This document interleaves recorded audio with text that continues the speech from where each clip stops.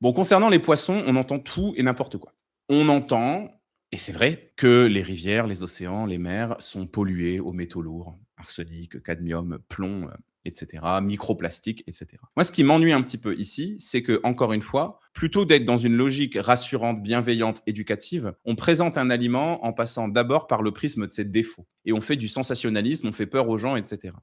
Et on va donc du coup avoir des personnes qui n'osent plus manger de poissons, de produits de la mer, coquillages, crustacés, mollusques, alors que ce sont de véritables trésors nutritionnels. Par rapport aux poissons, c'est quelque chose qui répond à ce qu'on appelle des courbes en J en sciences, en recherche. Une courbe en J, c'est une courbe qui prouve que vous allez avoir énormément de désavantages à ne pas faire quelque chose, puis beaucoup d'avantages à le faire et beaucoup de désavantages si vous dépassez une dose. Ça veut dire quoi? Ça veut dire que pas manger de poisson du tout, c'est une très mauvaise idée pour votre santé, tout comme en manger beaucoup. Mais entre ces deux zones, il existe une quantité optimale qui, pour le coup, va vous apporter des choses qui sont plutôt positives pour votre santé. Attention, bien évidemment, si vous pouvez prendre des poissons et des produits de la mer de qualité, plutôt sauvages, où on a une traçabilité de qualité, des labels de qualité, etc., des choses qui tiennent la route, faites-le. Plus il est qualitatif, mieux c'est. Mais, comme je le répète souvent, malheureusement, de la même façon qu'il est important de manger diversifié pour varier les plaisirs, il est malheureusement aussi important de manger varié et diversifié pour varier les poisons.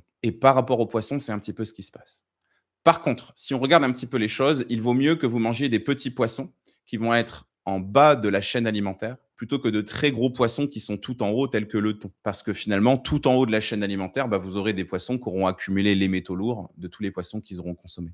Donc, maquereaux, sardines, anchois, harengs sont plutôt des poissons de petite taille, entre guillemets. Il vaut mieux manger ces poissons-là plutôt que d'aller manger d'énormes thons, par exemple, qui sont des poissons absolument gigantesques.